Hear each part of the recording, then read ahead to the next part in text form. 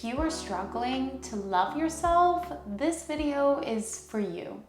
Hey everyone, my name is Allie. I'm an accredited professional coach with hundreds of hours coaching individuals through big life transitions, work changes. I'm also a mindfulness, meditation, and yoga teacher. Today, I want to talk to you about a really big topic, the topic of self-love.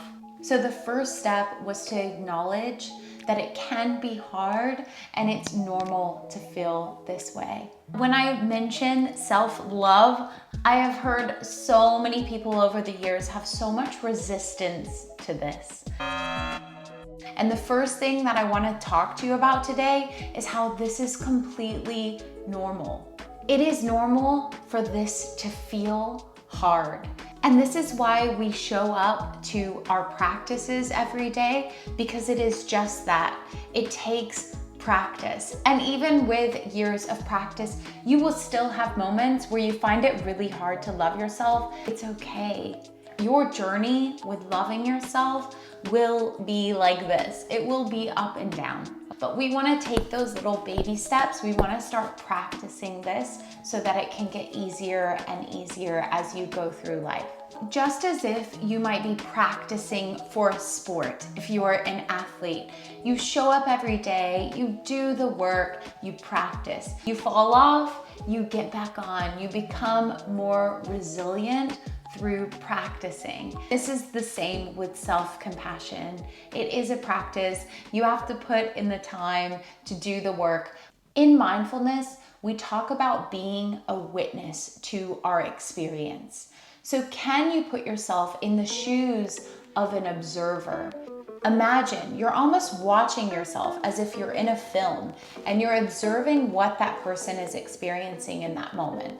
Let me give you an example. The other day, I was getting ready to go out for a big night out with some of my really good friends. As I was getting ready, I had a little bit of a panic. Have you ever had one of those days where your hair is just not doing what you want it to do at all? I was trying to get ready. I actually didn't leave myself loads of time. It just was not working out for me. And I recognized that I started to beat myself up in that moment. I was really frustrated and I started to almost tie my self-worth to my looks. Let me know in the comments below if you can relate. I feel like this is quite a normal experience. The way that we come to self-compassion is to be that witness, that observer.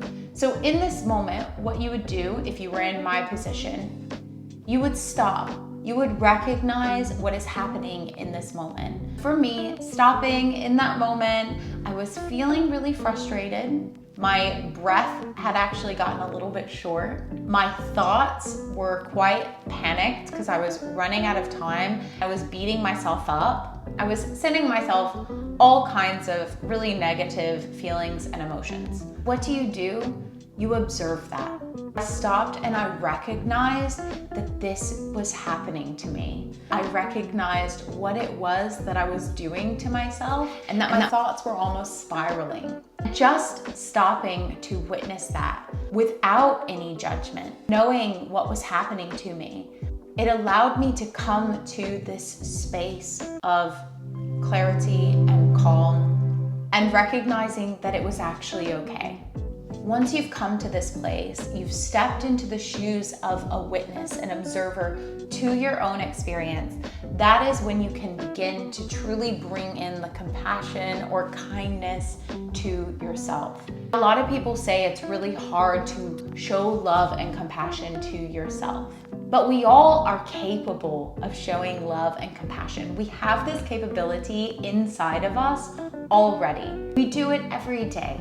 We show love and kindness to our friends, to our loved ones. We know how to show support. We know how to show warmth. We know how to show that we care.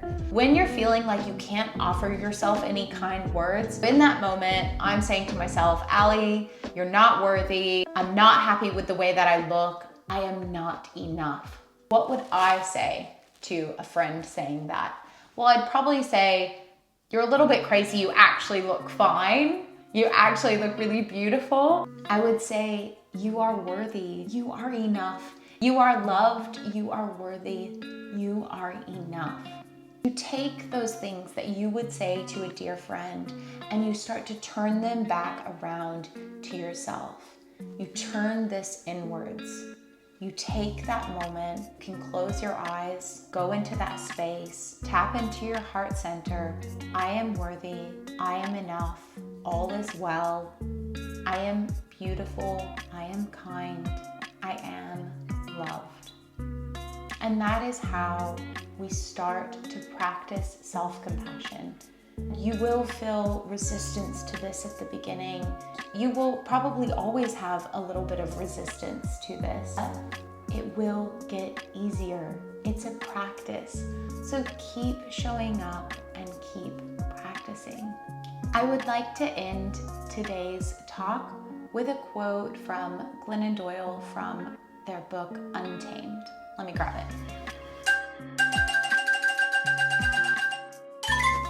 Amazing book. If you haven't read it before, go and get it. I've got the link down in the description of the video.